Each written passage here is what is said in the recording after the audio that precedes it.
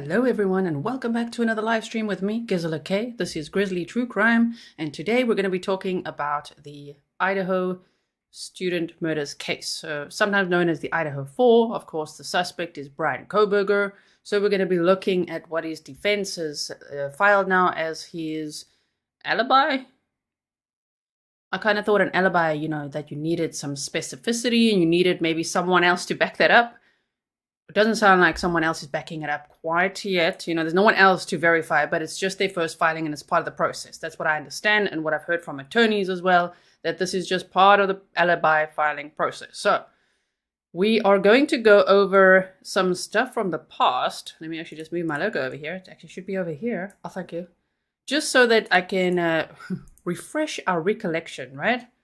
Because it's important to do that when all these filings happen, just to keep up with it all. Go back to the PCA and go, wait. Okay, wasn't Bryan Kohberger's phone turned off during the time that the murders occurred?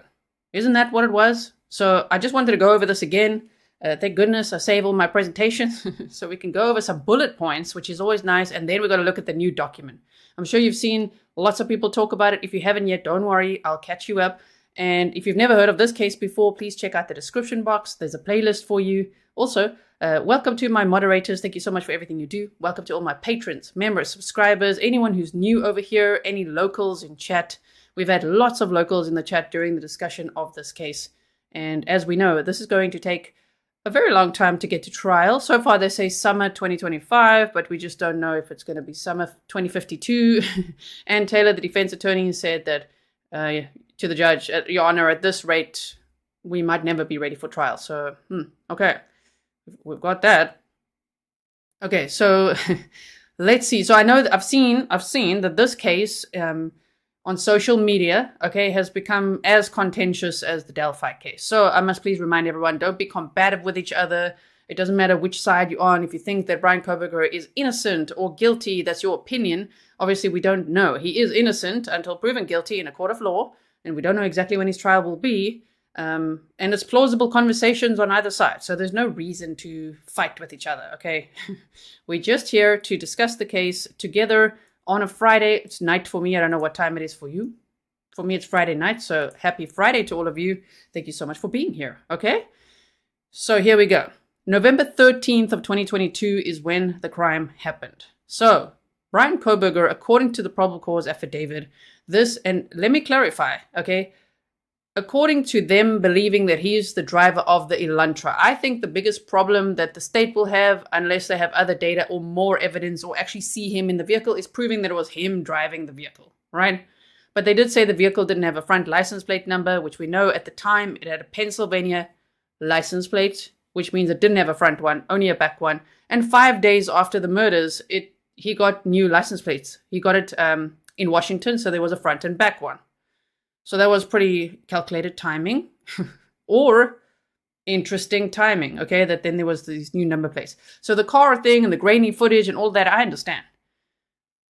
So when I show you these bullet points, just keep in mind when I say he starts traveling, it's the Elantra starts traveling, and we're also pairing it with the probable cause affidavit saying what he did with his phone, all right? So November 13th of 2022, there were actually 3 trips. We're going to look at the maps again. We've done it before. We've done Maptime. We even flew over it. Mr. Grizzly, my husband, Raphael, flew it with his flight sim, and we got an aerial view of this long drive that Bryan Kohberger supposedly did. He was caught on surveillance cameras, like in person. That was him in a grocery store wearing gloves, medical gloves, surgical gloves in a grocery store, which is very interesting to still consider. But that was later in the day on November 13th. Okay, so there were 3 trips. We're going to look at them now.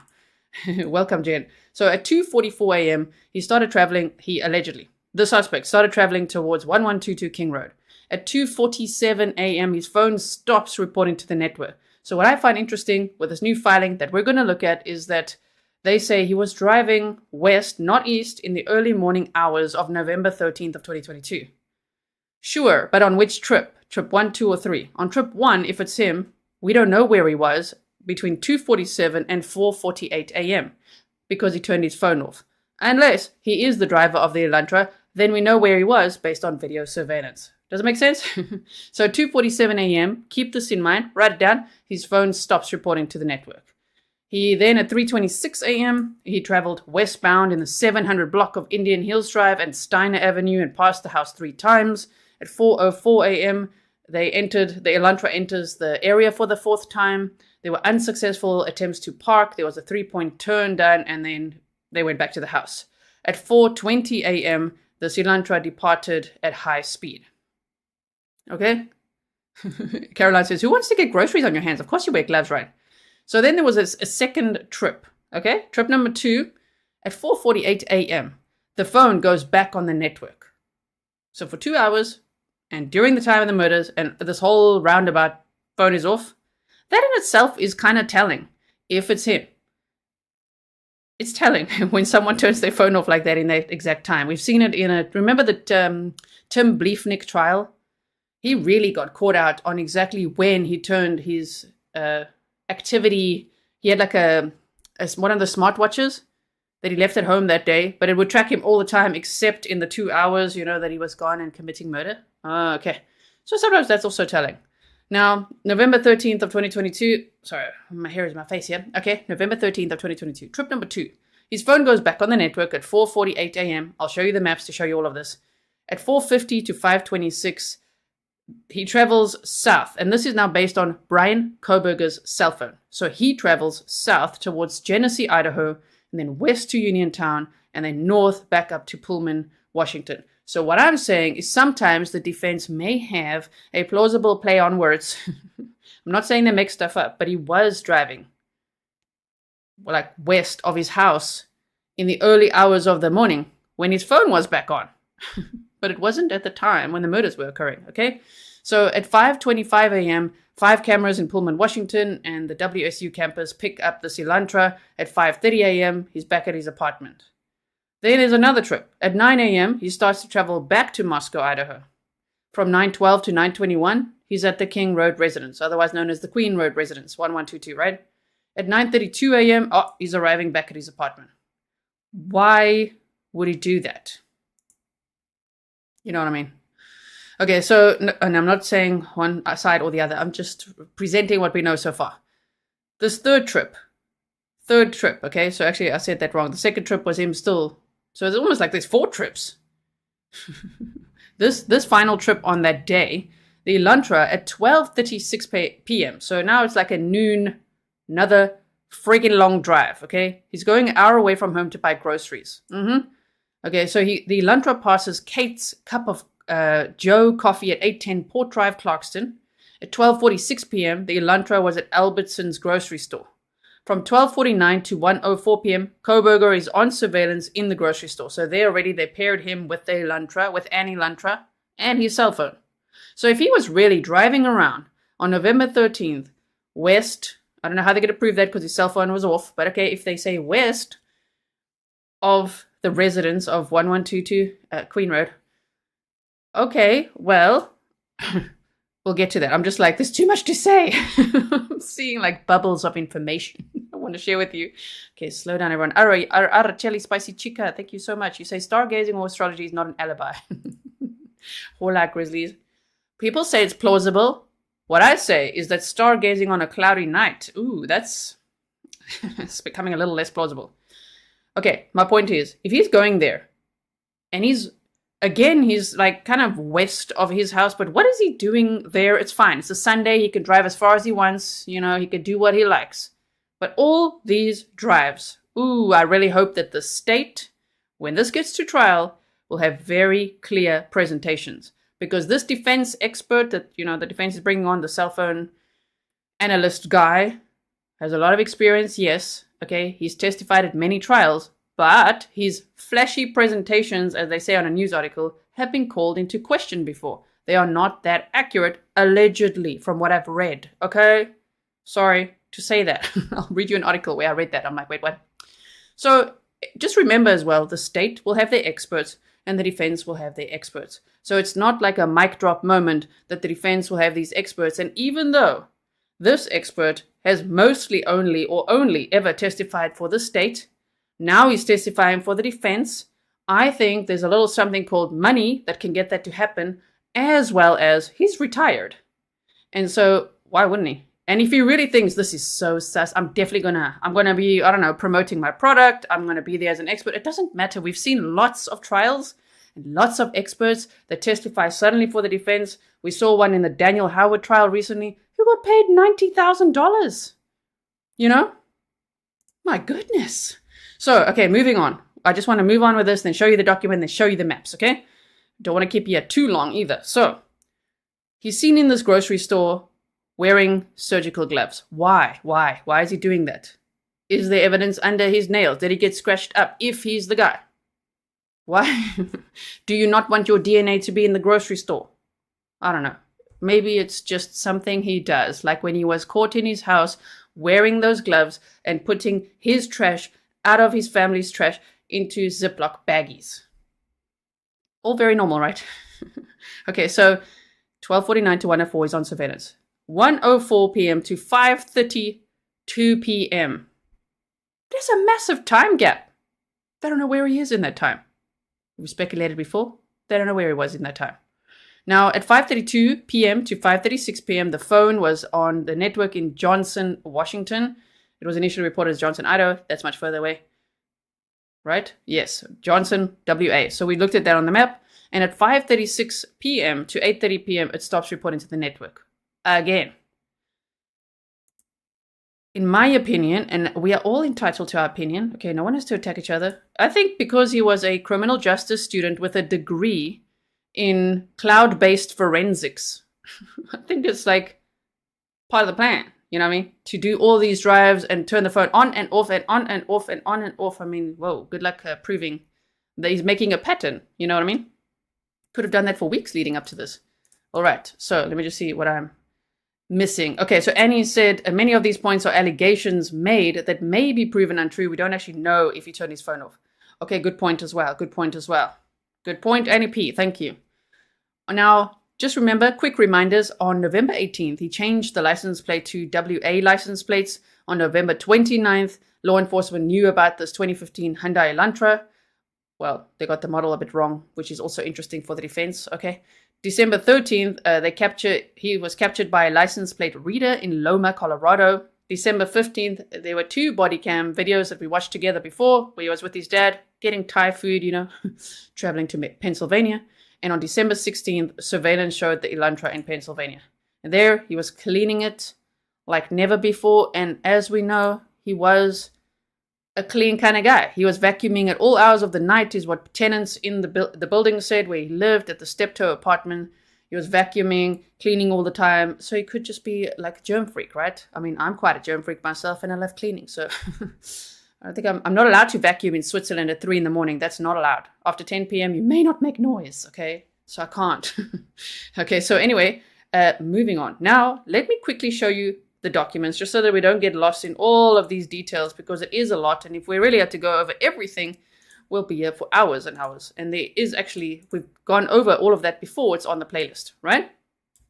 So this was one of the documents that said, based on the February 28th, 2024 hearing, the court orders the following. Any notice of the defense of alibi must be filed no later than April 17th, okay?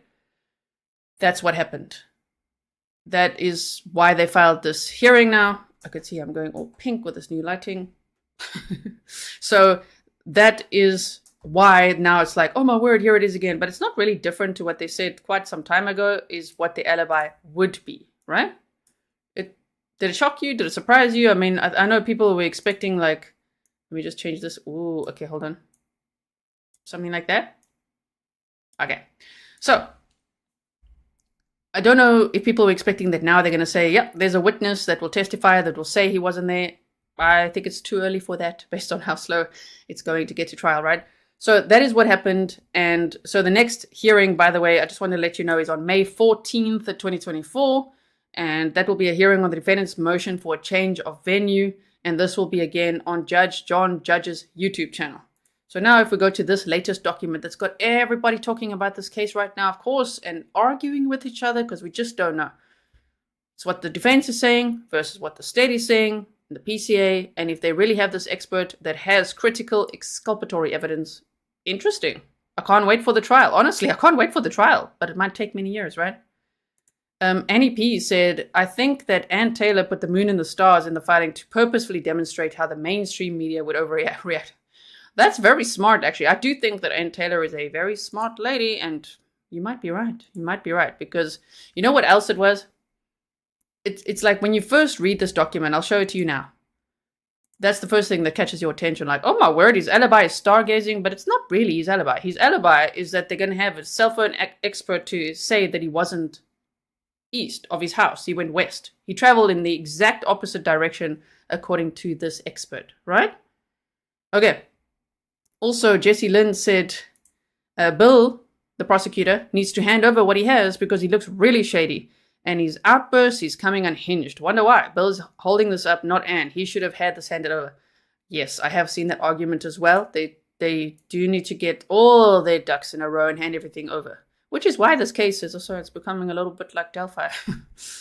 You know, if you're not following the Delphi case and you're following this case and you like, you know, the intensity of the conversations, you might want to follow the Delphi case. Which trial? The trial should start on May 13th. Will it? We don't know. So here they say, State of Idaho plaintiff versus Bryan C. Kohberger, defendant. Comes now Bryan C. Kohberger by and through his attorney of record, Ann C. Taylor, public defender, and hereby files a supplemental response to the demand for alibi and in compliance with Idaho Code 19519 and Idaho Criminal Rule 12.1. Mr. Kohberger moved to Pullman, Washington in June of 2022. As an avid runner and hiker, he explored many areas of the Palouse. Of note, he explored Waived Park in July of 2022, and this became a favorite location. I'll show it to you on the map in a moment. After the school year began, Mr. Kohberger was busy with classes and work at Washington State University, and his running and hiking decreased but did not stop. Instead, his nighttime drives increased. Interesting. That could be like, oh, that's a normal thing to do, especially if you're stressed, if you're struggling with insomnia and all of that. Maybe, you know. He did do some running. I remember he had at least one Strava profile public with one run that was quite late at night. And remember that friend, if you don't remember, it's on the playlist. There was a friend that did an interview with the media, very short, brief, just standing outside the one day and said, well, yeah, we used to go for runs at like 3 a.m. all the time, and like, can't believe this guy was arrested. Do you remember that? Okay, so they say after the school year began, Mr. Kohberger was very busy with classes and work. Also, he was obtaining his PhD in criminal justice, right? Okay, and his running hiking decreased but did not stop. Instead, his nighttime drives increased. This is supported by data from Mr. Kohberger's phone showing him in the countryside late at night and or in the early morning on several occasions. All right, the phone data includes numerous photographs taken on several different late evenings and early mornings, including in November, depicting the night sky. Mr. Kohberger was out driving in the early morning hours of November 13th of 2022. Now, what I just showed you with the bullet points is, yes, he was. He was out driving. And they say he was out driving in the early morning hours. Yes, he was. Even if it's the suspect, yes, he was. And even after that, the other 2 long drives that he did, he was out driving. In the early morning hours and in the daytime. He drove a lot that day. He sure had fuel money, huh? So they say, as he often did, to hike and run and or see the moon and stars. Okay, so driving, the running, hiking, seeing the moon and stars, does he drive to a spot to then do those things in the middle of the night? Because it's a little odd, but okay, especially at parks like this Hawaii Park that's actually only open from 7 a.m. But maybe it was just somewhere around there. I don't know. But his nighttime activities are pretty interesting, Okay, and so what I'm saying is, when they say Mr. Kohberger was out driving in the early morning hours, that's a sentence. There's a semicolon after that, as he often did. Now, to then explain it, of course, in our true crime minds, many of us will say, why are you over-explaining it? Why don't you just say he was out driving? Well, they've got to offer some specificity. They've got to say something. They can't just say he was out driving like the last time, which was, I think, 8 months ago. They said he was out driving. Do you remember? We talked about it. So They added a little more now, as he often did to hike and run and to see the moon and stars. So, it doesn't mean that on that night he was hiking. It doesn't mean that on that night he was running. And it doesn't mean that on that night he was seeing the moon or stars. They've kind of opened up the platform for many options. He could have just been on a drive. A relaxing drive because he couldn't sleep. He could have been going somewhere to hike. He could have been going somewhere to run. I don't think he went somewhere to see the moon and stars because if you look at the weather history, it was overcast. It was also foggy, pretty damn cold. So that's interesting. He's not stargazing or looking at the moon. It wasn't even full moon, okay? Cloudy, so we can eliminate that one, right? He drove throughout the area south of Pullman, Washington, west of Moscow, Idaho, including Waived Park. All right. Just looking at what you guys are saying. Andrea says, great alibi. Metadata is strong evidence. Knife sheath, I think, was planted. There's so many opinions in this case. I love to hear it all, okay? So please leave your comments below as well after. CH said they want the cast to show how he was not, he was not where they stipulated. Absolutely. And remember, the state has the FBI cast team, you know? So I think they've got a strong team that did the original analysis of Bryan Kohberger's phone and got the search warrants and the records, right? So Scott says, yes, because that's why I don't think this should be considered an alibi. Well, it's not technically an alibi because an alibi would usually require, wouldn't it? Somebody else to back that up? Anybody? Anybody coming forward? Right? So Lisa said, aren't most parks closed at night? Yes. And this, Hawaii Park is closed at night. It says they only open at 7 a.m. So, but it's not like a bolted gate or something. I think you could go there. You know what I mean? I think you could get close or jump the fence. Who knows? Who knows? Max Bank says, stargazing my arse. I have to say arse like you, not like my ass. My arse. Yes. Okay. So not stargazing that night because it was overcast. Also, I do wonder, you know, with all these posts, with the visual snow, is anyone in chat here, do you struggle with visual snow? You know, we talked about that before the visual snow. I'm not going to go over it all again, but, you know, stress and kind of tunnel. It doesn't nighttime driving make it worse? Can someone with visual snow drive around at night like that in the fog on an overcast night? I don't know. That's sounds pretty hectic, right? Maybe he just enjoyed that. I don't know.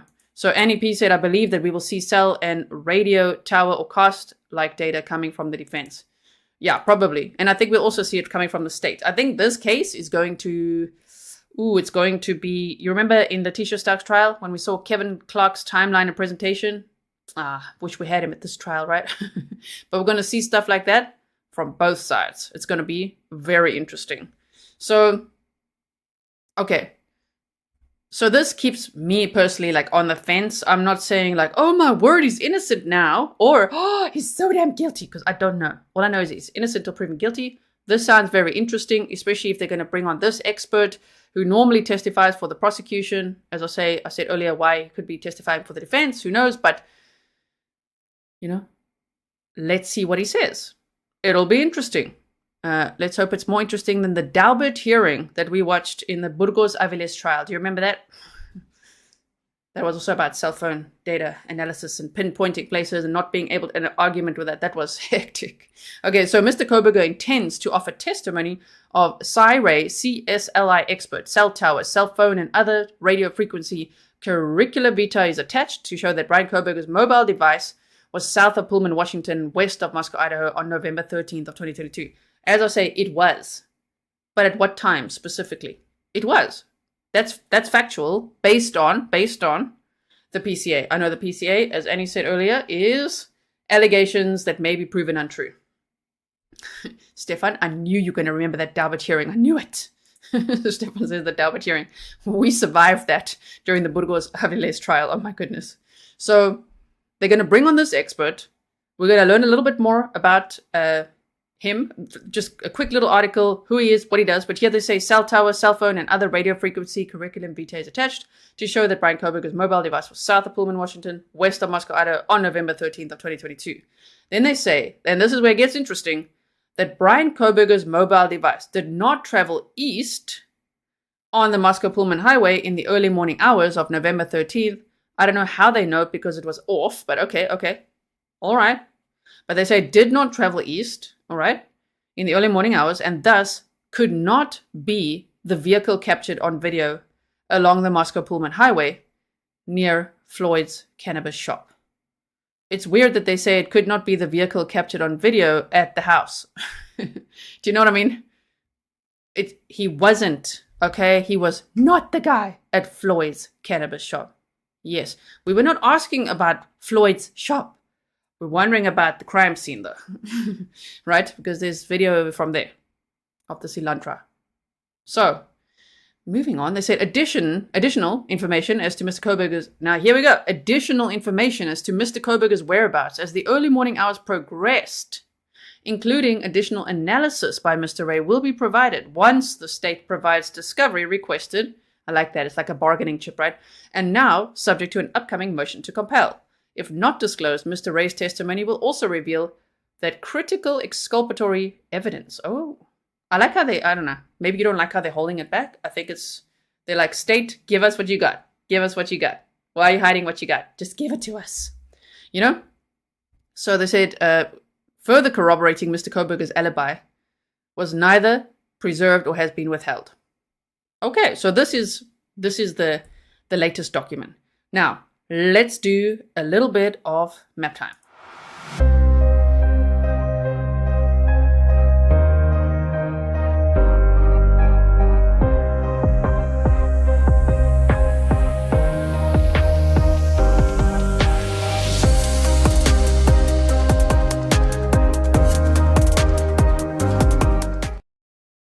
And we are back. Okay, so what they're claiming, essentially, the defense is saying that Bryan Kohberger, in the early morning hours, he lived at these steptoe apartments, was nowhere near, he didn't go east. They say he didn't go east, and let's find this Floyd's cannabis shop. That his vehicle would not be the one on surveillance at Floyd's cannabis shop, which is on the way, and there's actually a Walmart here as well. It's always a Walmart.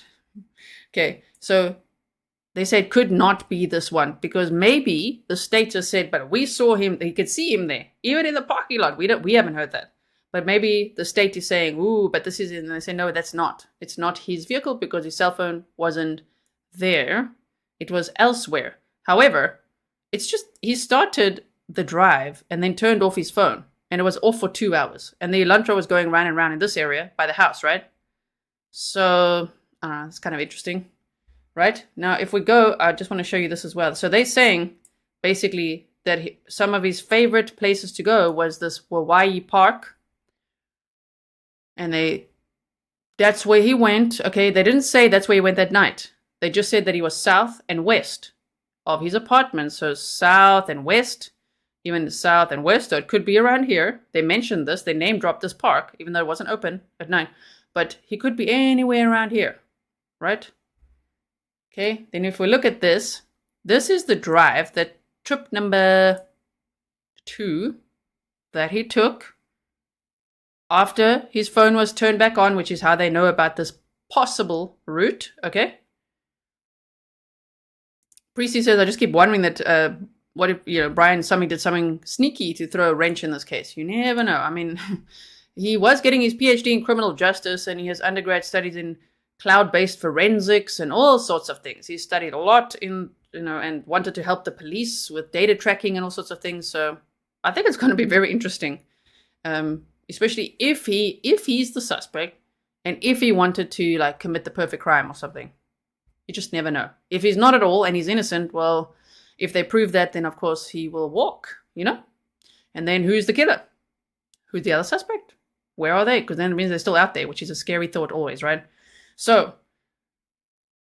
after the murders occurred, they say that he was driving southward on this I-95 towards Genesee. Here it says Genesee Valley Cemetery. So remember we did this. Do you remember it? Is it coming back to you or no? Maybe it's the first time you see it. Driving south like this is the route, the possible route they said he took. It's not the exact route. It's based on cell phone tower pings out here. Going all the way west then to Colton, back up north, and then going back home, right? I wonder right now, let me just quickly see where on the map here. So there's Wawa, so Colton is there, Chambers. So this other park of his would be somewhere around here. That Hawaii Park, right? Okay. Someone says, what was war? Combined with Sirey, this is gonna be... I don't know what word you want to say there, but it's gonna be hectic. I'll say hectic, right? Cherry says, this was a long drive with no way to stop and get snacks. That's true. No way to stop and get snacks. So, okay. So let me quickly pull up my presentation so we can just see this. Like this. Trip number 1. The phone starts traveling towards 1122 King Road. It was actually more this one. If we take out this and this. Okay. So trip number 1 is him starting to travel, allegedly, according to 2:44 a.m. towards 1122 King Road at 2:47 a.m. That's 3 minutes later. Okay, his phone stops reporting to the network. They also have cameras at the apartments and at WSU that caught the Elantra in multiple places all along the way, as we say. So if his phone starts going at the same time the Elantra starts going and those two match up, it's going to be very interesting to be like, that's not him. It's not him in the car.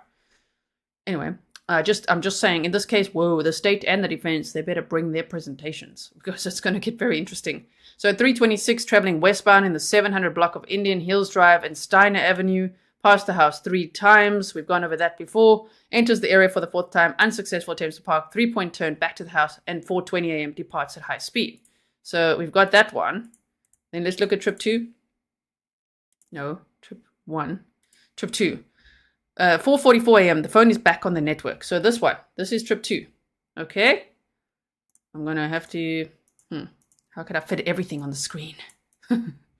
Like this. Can you read? Okay, you've got your microscope out. It's Grizzly microscope time. Okay, so at 4:48 a.m., they say the murders occurred, between 4 and 4:20 a.m. So let's say, here they say at 4:48 a.m., the phone is back on the network. From 4:50 to 5:28 a.m., travels south towards, and it's his phone, travels south towards this Genesee, which is around here, Genesee, Idaho, and then west to Uniontown. Here's Uniontown. Okay? Then at 5:25 a.m., 5 cameras in, Genesee, Uniontown, then north back to Pullman, Washington. 5:25 a.m., 5 cameras in Pullman, Washington, and the WSU campus pick up the Elantra. At 5:30, he's back at his apartment. At 9 a.m., he does this one again. At 9 a.m., he does this one again, back to the house, allegedly. That's what they say. According to the PCA, at 9 a.m., he starts to travel back to Moscow, Idaho. He goes back to the house. He's there for 9 minutes, and then he comes back to his apartment, and now he's sitting there. Okay? It's very busy guy here. Sure, if it's him. Okay, so trip number 3 would be this one. This is an interesting one. I put Wawa here. It didn't say it was that one. I just put it in there so we could see. Okay, so hold on. Trip number 3. Elantra passes Kate's cup of coffee. So let's just go from the step to... I don't want to put these in. Yeah. Okay. Trip number 3. The Elantra passes Kate's cup of Joe coffee at 8:10 Port Drive, Clarkston. Lou says, been here since the start, but YouTube issues. Thank you for being a member for 16 months. Someone there says DNA is important. Yeah, DNA is going to be another interesting discussion, isn't it, during this trial? Okay, so they say he goes to Kate's Cup of Joe, which is all the way down here. So it's an hour from home. So he drives south. So after driving all night, and then again in the morning, back to allegedly 1122 King Road, back home, sits at home for a bit, midday. I don't know if he had a nap or what he did, but that's it. He's going now an hour south to go and buy groceries wearing gloves. So 12:46, the Elantra is at Albertson's grocery store, and 12:49 to 1:04 p.m., Kohberger on surveillance in the grocery store. Now remember, from 1:04 to 5:32 p.m., that's a long-ass time gap. It's 4.5 hours of time gap. Shauna, thank you. Monthly coffee delivery on the way for Mods and G. Thank you so much for buying us coffees. I really appreciate it. And the mods do too, I know. Thank you very much. So that time gap, what I was adding here after Albertsons was his favorite place, which would be open at that time, which is Latah County Park. Maybe he went there that day, afterwards to his favorite place. Also, remember, all along the way, the Snake River and all this, if it's him, where's the knife? They've never found the knife. Only the knife sheath with his DNA on the button snap. But that 4-hour time gap, I think it's pretty plausible if this is his favorite place that he would go there. Because it's heading back home, right? So if we go there and we go 1122, no. Steptoe Apartments. Back to Steptoe. That seems quite plausible. For a Sunday, Especially if you said, on Sunday I went there. It's my favorite place. Maybe they will still say that. And then at 5:32 p.m. to 5:36, his phone was on the network in Johnson, WA. That was interesting, actually. Johnson. Wait, we got to put Johnson again in here. Johnson, over here. Oh, that way. Okay, so let's do it like this. Could be like that. Driving from the county park to Johnson over here and then back home. I'll move this quickly. And then from 5:30 to 8:30 p.m., his phone stops reporting to the network. That's another long time. What was he doing?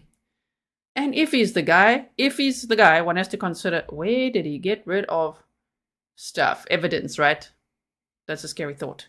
If it's not him and he was just doing these drives, interesting guy. Interesting, that guy they've got there, right? Jennifer said, do you have the video surveillance of him getting groceries? Nope, they've not released that. No, I don't. I wish I could have that. That would be amazing to see. Even pictures of it, right? Okay, so quickly now. The weather, that's bright. On the day, Sunday, November 13th, you could see... Okay, you see the arrow? No. I've got to make it bigger for you. Hold on. Wait, let's go like this. More. There we go. Now you could see it. So it was overcast. So there's no stargazing and moon gazing or any of that. It was also quite foggy and it was pretty cold. Not too windy. Okay, that's what we know about that. So now let's look at this quickly. This is the guy that the defense is bringing on as an expert. Don't know what kind of adverts they want to show us here. Look at Kohberger smiling over there. Okay. Go like this. Okay, so let's learn a little bit about him. That document that I showed you, by the way, has his entire CV as well. And it's published on the Idaho Cases of Public Interest. If you just type in Idaho Cases of Public Interest, you could find the link and find all the documents if you want to read his entire CV. But I'm sure if there is a Daubert hearing or something like that, or if he is going to testify, which they say he will, we're going to hear all about it. Who is Cy Ray? Bryan Kohberger turns to retired officer to prove alibi. Bryan Kohberger's defense team has hired a cell phone expert in an attempt to show that he couldn't have murdered the 4 Idaho college students. Cy Ray, founder of ZX Corporation, is a former police officer who specializes in analyzing cell phone data in criminal cases. He's been called as a witness in numerous criminal trials in an attempt to show that a person's cell phone could have been in a particular area. His analysis relies on the pings that a cell phone sends to a nearby cell phone tower, even when the user is not making a phone call. What about when his phone is off? Okay. Kohberger, 29, has been charged with 4 counts of first-degree murder and 1 count of felony burglary in connection with the stabbings of Kaylee Goncalves, 21, Madison Mogen, 21, Xana Kernodle, 20, and Ethan Chapin, 20. The bodies of the 4 University of Idaho students were found in an off-campus residence on November 13th of 2022.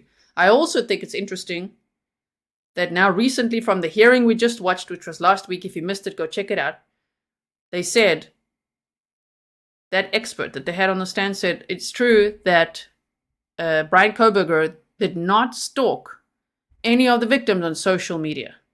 Just remember, I'm still saying on social media, we don't know if he physically went to the house. They apparently said his phone pinged around the house 12 times leading up to when the murders happened. But I know that there's that argument of the cell tower having a 5-mile radius or something. Could be a rather large area.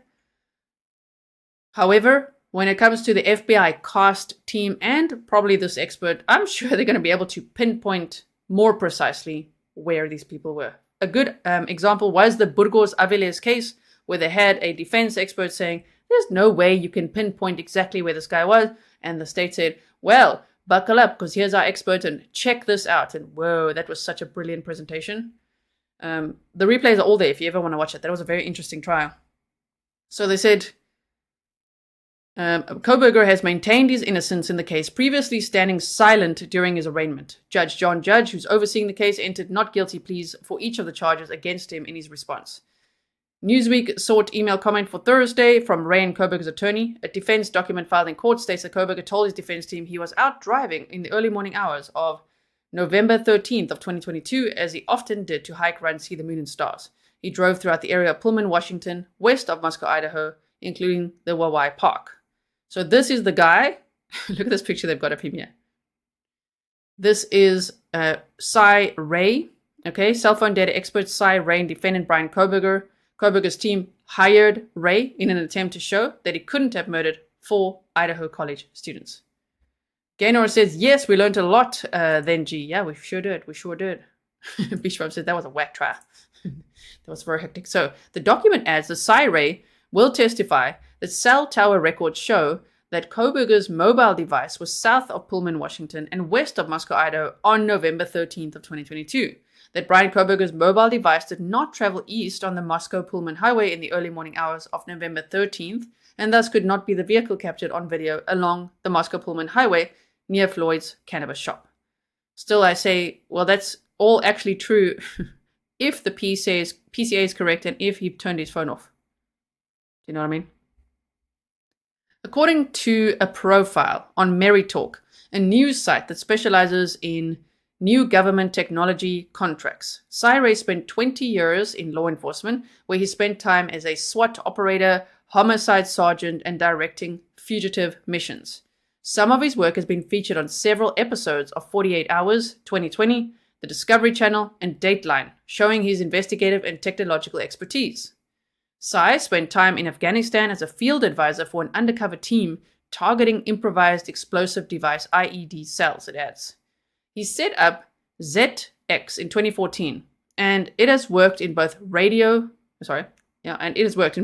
frequency and cell phone data. The company was purchased by LexisNexis in 2021.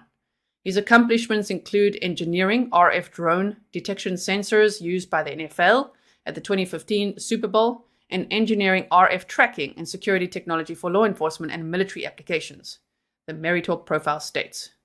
So he lives with his family on a ranch in southern Arizona and co-hosts a true crime podcast called Socialite Crime Club.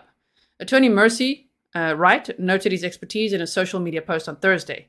Writing on X, formerly Twitter, she noted that one judge repeatedly stated a ruling that Ray makes a compelling witness. So you see, we're hearing different things. People say he makes a compelling witness. Others say in other trials they threw out, his testimony because it wasn't accurate. So it's just gonna be very interesting to see.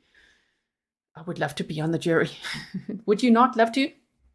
My word, to see all of this and all the presentations, and we'll all be watching, hopefully. Hopefully it will be streamed, right?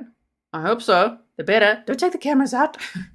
We will see, and we'll see when it is, right? But either way, it's going to be a very interesting trial, I think. So in January of 2021, Ray testified as a prosecution witness in the case of Danielle Wood, who was on trial for the May 2nd, 2018 murder of her ex-boyfriend, Matt Lafreniere, with whom she was locked in a child custody battle. Ray was hired to show the movements of a phone that prosecutors say was used in the murder. Former Montana Fish, Wildlife Parks and Warden Mike Figeli, who is employed by Ray, also gave evidence, according to a report in the Clark Fork Valley Press newspaper in Montana. Wood was convicted later that month, and in March of 2021, she was jailed for 100 years without the possibility of parole. My goodness. All right, so now let's look at this article here.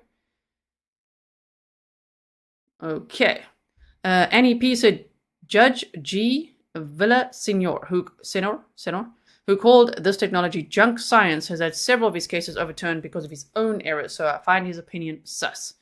Yeah, I don't think it's junk science. As we saw, sorry to say it again, but when we watched the Burgos Aviles trial, there was a lot of argument from the defense expert in that case saying that's just junk science and they can't prove exactly where he was, but technology has come a long way and they absolutely did. They absolutely did prove exactly where Burgos Aviles was. He was so busted, and he got LWAP. Okay. This is just another article. I just want to show you the other side of the coin, okay? Keep your mind open, another argument where they say Colorado judge finds sea of unreliability in cell phone mapping data used by police. This was from October of 2022. They say police and prosecutors in Colorado and throughout the nation are relying on a company's cell phone location mapping data to help them convict criminal defendants. But a Latah County judge's recent ruling cast doubt on the technology when he barred its use in his courtroom after finding it unreliable and prone to error. The defense lawyer in that case and an expert witness for the defense say the ruling by the judge could have far-reaching consequences for past criminal convictions and pending criminal cases that relied on the company's cell phone mapping software. Prosecutors and law enforcement throughout the nation have been using data produced by this application to show juries evidence and get convictions in criminal cases, said the defense lawyer Lee Christian. Now it's been ruled as junk science. How many juries were overly influenced by something not scientific and false? The September 20th, this is a different case, but we're going to get to the expert that they're going to have, right? That Bryan Kohberger's team has hired. The September 20th ruling from District Court Judge Juan, there we go, that's who Annie P was saying, Villaseñor prohibited prosecutors from using cell phone mapping technology from a company founded by a former Arizona police officer in the trial of a 43-year-old defendant charged with 3 felony counts of stalking his former girlfriend. Prosecutors ended up dropping those criminal charges, though a jury ended up convicting the defendant last month in a companion case of a misdemeanor assault charge that did not hinge on cell phone location data. The judge did not take aim at all cell phone mapping data, which is widely used by law enforcement. Rather, his ruling was limited to tracks mapping software from Chandler, Arizona-based ZX, which produces aerial maps that prosecutors and police, now the defense, which is why people find it so interesting as well, now the defense is him, used to estimate the location of a defendant's cell phone during an alleged crime. In 2021, the analytics data corporation LexisNexis acquired ZX. In sum, Tracks and its methods have been routinely and sharply admonished by the scientific and legal community, and the people haven't directed the court to any evidence showing otherwise. Villaseñor wrote in his ruling excluding the use of the Tracks technology in the stalking criminal case. It's very likely that a jury would be misled by Tracks's flashy maps and seeming accurate results, the judge added. But underneath those surface displays lies a sea of unreliability that the jury won't see. The Gazette found at least 18 other criminal cases during a 2-year stretch from 2016 through 2018 that relied on ZX's Tracks technology, and at least partially throughout the nation, including a double homicide conviction in Weld County. Let me just make this a little bit smaller, neater. There we go. So they said the law enforcement agencies that use the ZX Tracks technology include the Colorado Springs Police Department and the El Paso County Sheriff's Office, as well as the Fort Collins Police Department, among others, said Mark Poff, a court-qualified expert in cellular technology and former detective for the El Paso County Sheriff's Office, who testified for the defense. Denver police say they do not use Tracks software from ZX. The ramifications of this ruling could be statewide and even nationwide, Poff said. Every case that was decided based on the information presented by ZX using Tracks could be reviewed and overturned. Interesting. Tracks produces aerial maps that plot the location of historical cell site location and GPS data for cell phones. Police and prosecutors use those maps to identify for juries the estimated location of cell phones carried by defendants and their victims at the time of the crime. Other companies produce cell phone location maps that police use, but the maps produced by other companies don't go as far as ZX does in determining an estimated location of a particular cell phone. The competitors of ZX identify a cell phone tower antenna that cell phone records indicate was in use. Let's just take some of these flashy ads off, shall we? They want us to buy shoes or what? Want me to buy some Timberland boots here or what's going on? Okay. We're almost done here, and then I want to show you one more thing. Two more things. Okay, so hang in there. So they say they don't go as far as them. The competitors of ZX identify a cell phone tower antenna, and that cell phone records indicate was in use, but those firms typically show only the direction of the cell phone tower antenna the cell phone was using, indicating a broad general swathe where a cell phone could have been located, Poff said. In contrast, ZX draws a concentric circle around a cell phone tower and produces maps that indicate a cell phone using that tower likely was located within that circle. Well, that sounds plausible. The founder of ZX, Cy Ray, a former sergeant in the Gilbert Police Department in Arizona, claims that the maps produced by Tracks software he created are 94 to 96% accurate. Poff said police and prosecutors find ZX's maps particularly compelling because they reduce ambiguity for a jury and allow law enforcement to dramatically reduce the area where they estimate a cell phone was located. Villaseñor found that Ray, who did not return telephone messages seeking comment for this article, was not a credible witness. He inflated his credentials, inaccurately claiming to be an engineer, the judge wrote in his ruling, stressing that Ray had testified that he is more of an engineer than an engineer. Okay. As noted, his sole academic degree is an associate's, and there's no evidence that it's related to engineering. Nor is there any evidence that Ray's taken any engineering classes, the judge continued. To be sure, he's creating a booming business and has successfully pitched tracks to several law enforcement agencies. But a sound business model doesn't equal an accurate error rate. All right? Villaseñor said in his ruling that he found 3 earlier cases in which challenges to the use of ZX's tracks technology were not successful. Judges ended up accepting tracks-related evidence in those cases, but Villaseñor said he found those rulings unpersuasive. Most compelling are the complete absence of data to support Trax's purported error rate and the scientific community's wholesale rejection of Trax's methods. Villaseñor wrote in his ruling, noting that he had found 3 other rulings from judges rejecting Trax-related evidence or expressing skepticism of that evidence.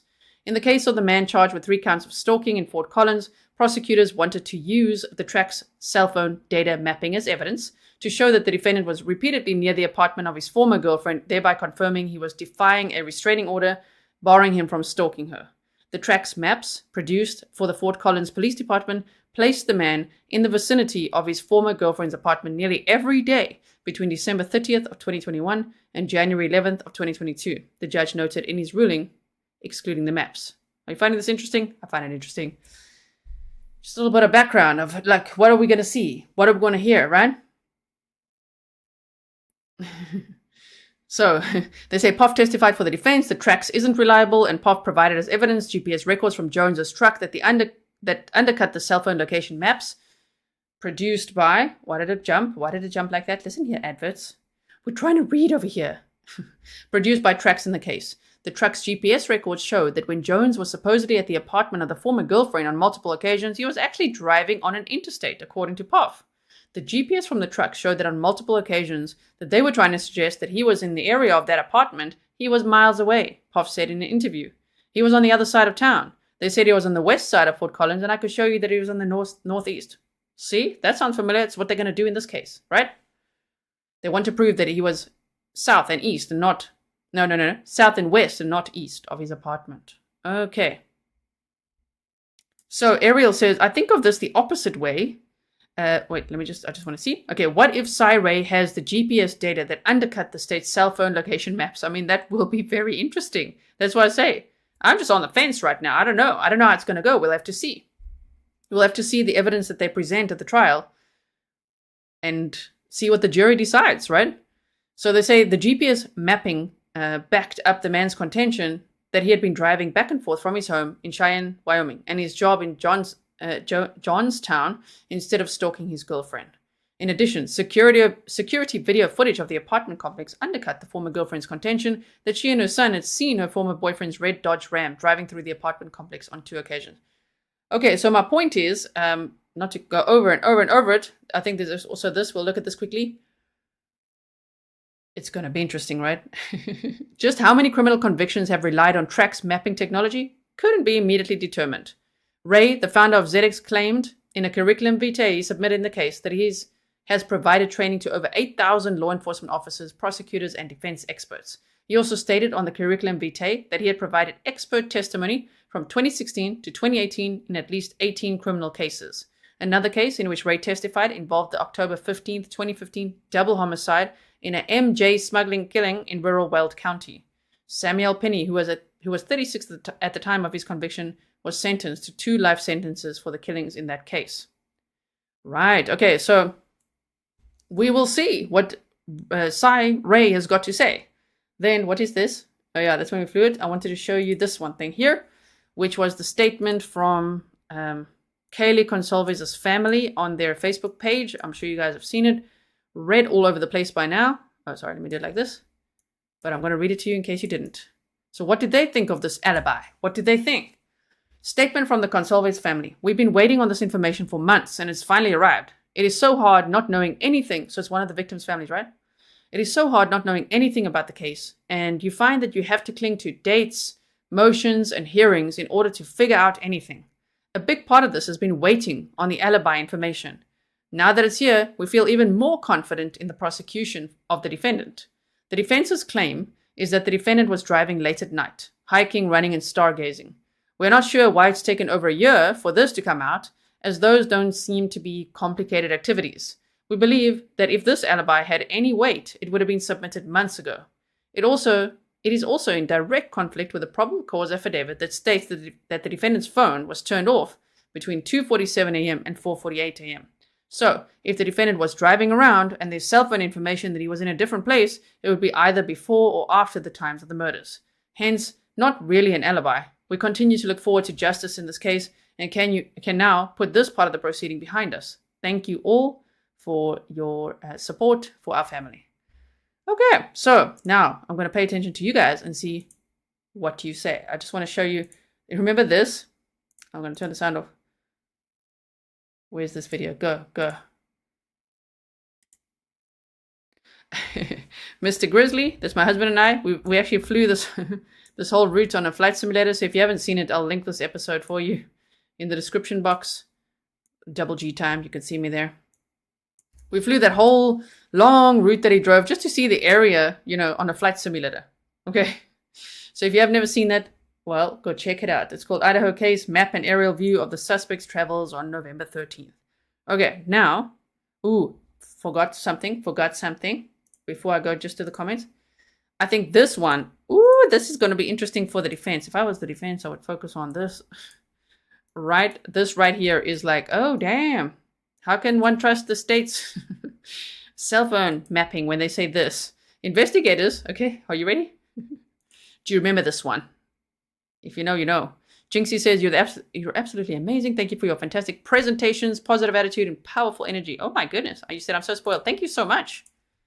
So this one is from the probable cause affidavit. It says, after they mapped out this whole thing here, it was so dark as well. It was like, what are we looking at? Okay, but we did on the map now, right? Investigators found that the 8458 phone, which they believe belongs to Kohberger, did connect to a cell phone tower that provides service to Moscow on November 14th of 2022, but investigators do not believe that the 8458 phone was in Moscow on that date.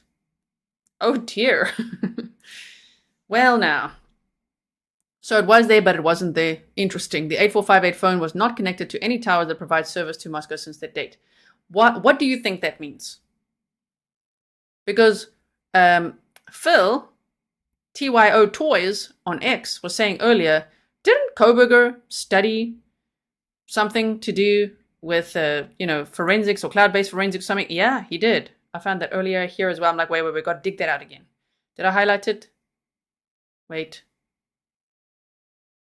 I wonder if I highlighted. Yeah. Kohberger's, they go like this. Pursuant to records provided by a member of the interview panel for Pullman Police Department, we learned that Kohberger's past education included undergrad degrees in psychology and cloud-based forensics.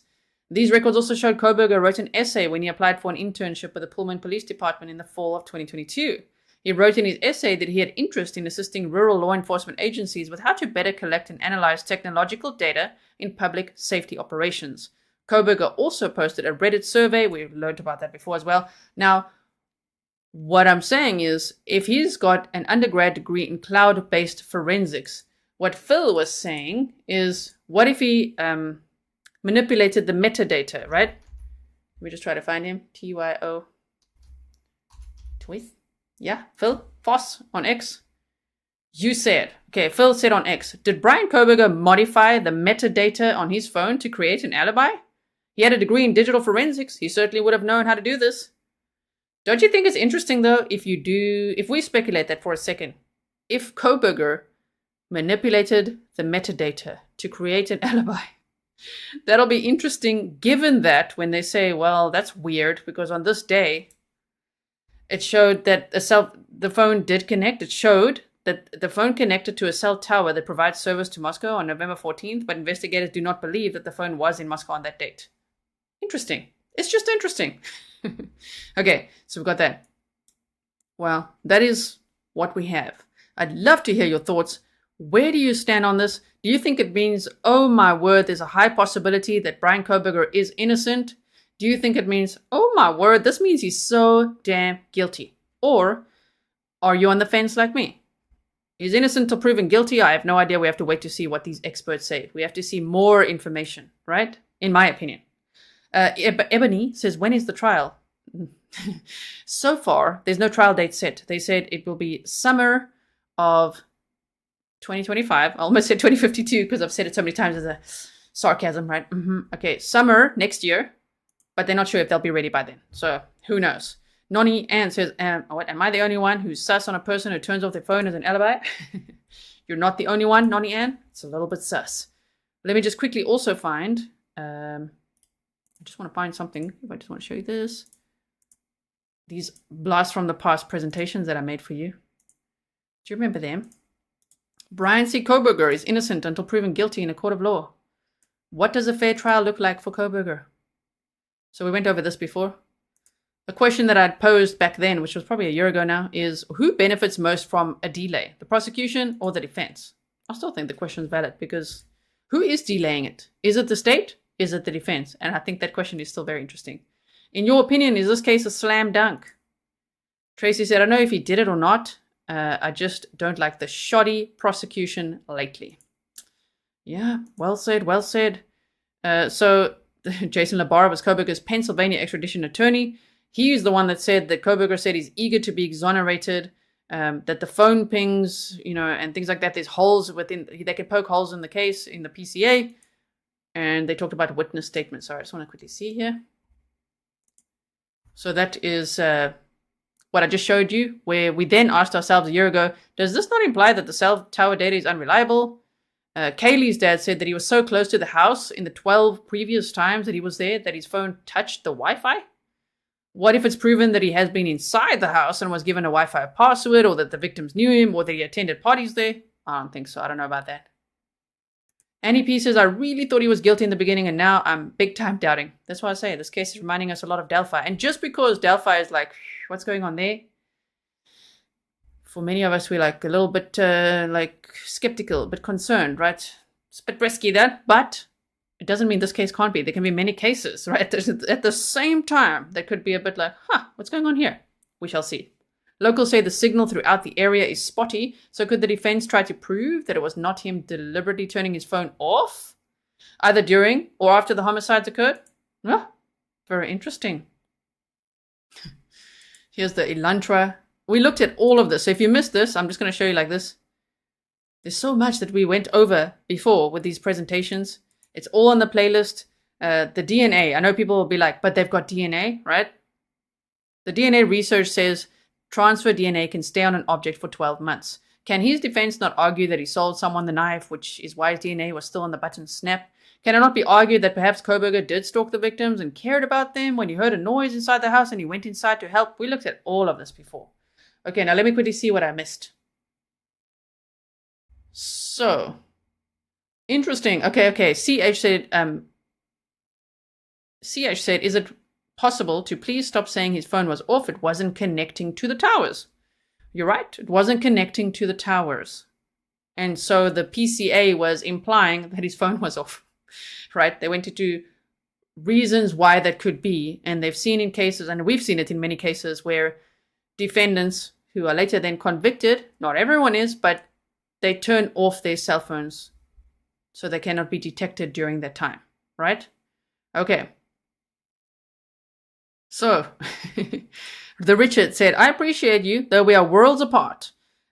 Always enjoy your point of view. Interesting, this former prosecution agent is now putting his credits all in on the defense. Yes, okay, now let me quickly see other comments I missed here. Jesse Lynn said, it's never been proven he had visual snow. There's been a lot of bad misinformation thrown around on mainstream media to YouTube and other platforms. This expert that they're going to have is ridiculously qualified.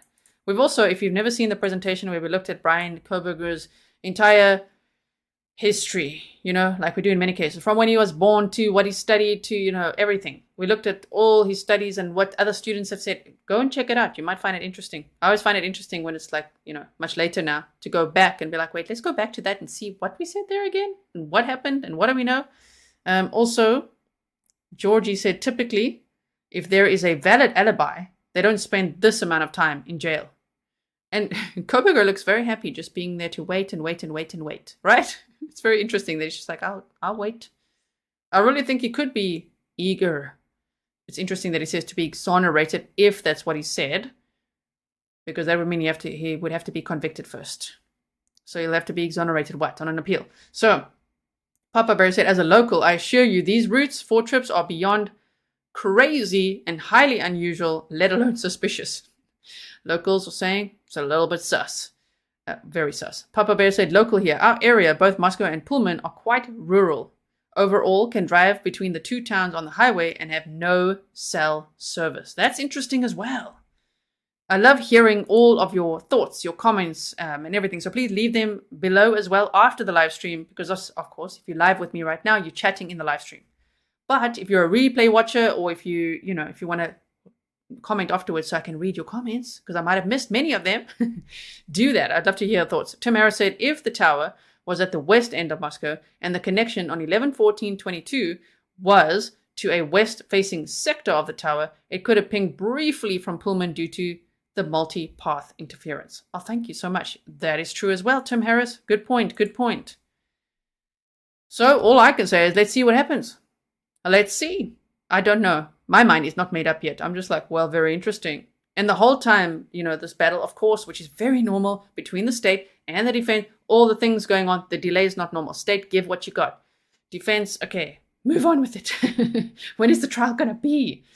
Let it not be 10 years, please. Oh, my goodness. And Taylor's saying, we might never be ready. Come on, man, be ready. Get to the trial. I know it's a death penalty case. They got to make sure that all the ducks are in a row, so that they can, defend their client properly. Because if he's convicted, yeah, he could be facing the firing squad, as we know. So the Richard said, cheers and aloha. Please understand, I appreciate you, though I'm leaning towards the case being bigger than what we see at the moment. I don't mind that. I don't mind that at all. My mind is wide open on this case. I'm not saying one thing or the other. I just think that saying stargazing in that sentence could have been left out and would have been more effective. But as Annie P said earlier, maybe it was said for a reason. To prove, look how social media goes about it. We say stargazing and everybody goes crazy. Interesting theory that. Interesting. So, all right. Kelly Griet says, nighttime Wi-Fi is lost when a company is rebooting. And do you remember? That reminds me. When the University of Idaho servers went down for some time that morning. Do you remember we looked into that? That was also interesting. Lots of things to think about. I just think we don't have all the information. As Lieutenant Peter Pronzo, who's in chat now, will say, in former law enforcement, the public really knows 5 to 10% of what's going on in a case. And once the PCA comes out, then Peter Tragos, the lawyer said, maybe then we know 40 to 50%.